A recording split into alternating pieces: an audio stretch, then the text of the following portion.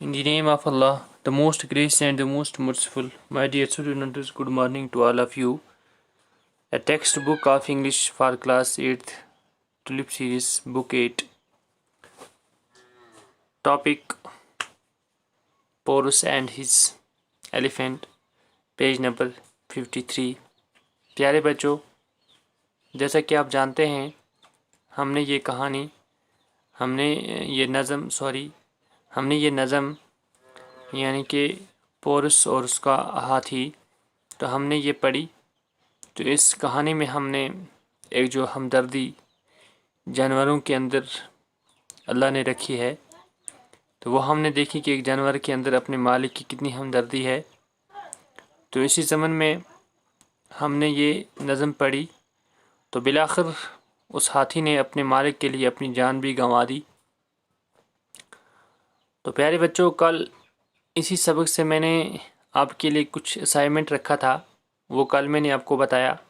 उम्मीद है कि आपने वो किया होगा। आपने ये जो नज़म है ये अच्छी तरह से आपने समझी भी, और अच्छी तरह से आपने वो असाइनमेंट किए होंगे। तो प्यारे बच्चों, आज हम आगे चलते हुए यहाँ ग्लॉसरी पे पहुँचे। आज हम ग्लॉसरी करेंगे। तो यहाँ कुछ वर्ड्स हैं और हम इनके माने देखने जा रहे हैं। जैसे यहाँ पे है बैलेड, BALLAD। बैलेड ये हो गया, इसका उर्दू में अगर माना देखें तो हो गया बैलेडी। तो आगे लिखा है a story told in verse, आयत में बयान की गई एक कहानी। आयत में बयान की गई एक कहानी। उसके बाद है फो। फो हो गया दुश्मन। तो इसका अब अगर माने ले हम इंग्लिश में इसको एनिमी कहते हैं। एनिमी का मतलब माने भी है दुश्मन। उसके बाद है, यहाँ पे आप देखिएगा तीसरी ग्लॉसरी पे आप पहुँचे। यहाँ बैटल प्राइड। बैटल प्राइड हो गया जंग फ़ख्र। जंग फ़ख्र। और उसका फिर आगे अगर हम माने देखें इसका मॉर्टियल ग्लोसरी। मॉर्टियल ग्लोसरी यानी कि मार्शल शान। उसके बाद है आप देखेंगे इन स्टेट। इन स्टेट हो गया रियासत में। इन ए डिग्निफाइड मैनर, एक वकार से। एक वकार से। Unbroken rank. अनब्रोकन रैंक इसका मतलब हो गया अटूट दर्जा। अटूट दर्जा। Close order that is difficult for the enemy to break through. To break through. करीबी हुक्म जो दुश्मन के लिए पेशरफ्त करना मुश्किल है। करीबी हुक्म यानी कि जो दुश्मन के लिए पेशरफ्त करना मुश्किल है। उसके बाद है फ्रे। फ्रे फ्रे हो गया लड़ाई। अटैक हो गया हमला। फिर इसका फ्रे का अगर हम इंग्लिश में देखें इसका माने क्या हो गया अटैक। तो अटैक का माने हो गया हमला। Rag, RAG, rag. RAG, rag. Rag का मतलब हो गया रैग। एंगर हो गया गुस्सा।